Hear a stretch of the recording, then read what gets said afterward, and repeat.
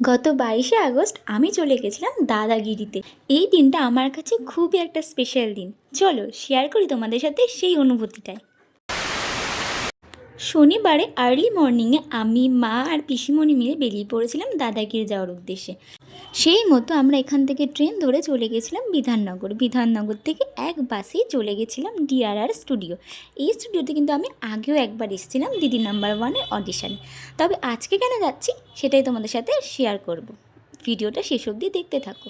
আমাদের ফার্স্টে ব্রেকফাস্ট দিয়ে দিয়েছিল। ব্রেকফাস্ট করে আমরা এখানে দাঁড়িয়েছিলাম এই গেটটা দিয়ে আমাদের দাদাগিরি সেটে ঢোকানো হবে বলে। এরপর আমরা কিছুক্ষণের মধ্যে দাদাগিরি সেটে ঢুকে গেলাম। এখানে ফটোগ্রাফি কিন্তু স্ট্রিক্টলি প্রোহাবিটেড ছিল। সো অনেক কষ্ট করে তোমাদের সাথে শেয়ার করব বলে ভিডিওগুলো নিয়েছি। সত্যি বলতে দাদাগিরিতে যাওয়ার অনুভূতিটা ভাষায় প্রকাশ করা একটু কঠিন। ছোটোবেলা থেকে টিভির পর্দায় দাদাগিরি দেখে এসেছি, আর আজ সেই জায়গায় আমি নিজে দাঁড়িয়ে আছি। ভাবতে কেমন অবিশ্বাস্য লাগছে। আমাদের সুপারস্টার দেবকে এতদিন শুধু টিভিতে দেখেছি, আর আজ তাকে সামনে থেকে দেখব, এই ভাবনাটাই ভীষণ উত্তেজনার ছিল। সেটের মধ্যে ঢোকার পর মনে হচ্ছিল সত্যি আমি এখানে। চারপাশে লাইট, ক্যামেরা, ইভেন দেবতাকে দেখে সত্যি আলাদা একটা অনুভূতি হচ্ছিল, যেটা এই ছোট ভিডিওটাতে শেয়ারই করা যাবে না। আমার বিশ্বাসই হচ্ছে না যে আমি সামনে থেকে দেবকে দেখলাম, তাও অ্যাজ এ অ্যাঙ্কার অফ দাদাগিরিতে।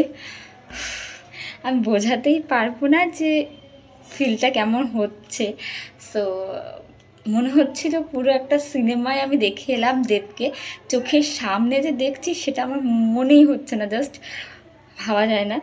তো আর এটা হচ্ছে ডিরেক্টর অভিজিৎ সেনের অটোগ্রাফ, আর দিস ওয়ান ইজ দেব।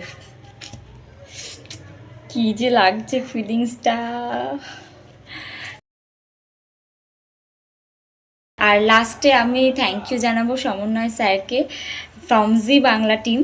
তো থ্যাংক ইউ স্যার, আমাদের এরকম একটা অ্যাচিভমেন্ট দেওয়ার জন্য, এরকম একটা অপরচুনিটি দেওয়ার জন্য। তো থ্যাংক ইউ স্যার, আমরা খুব খুশি হয়েছি।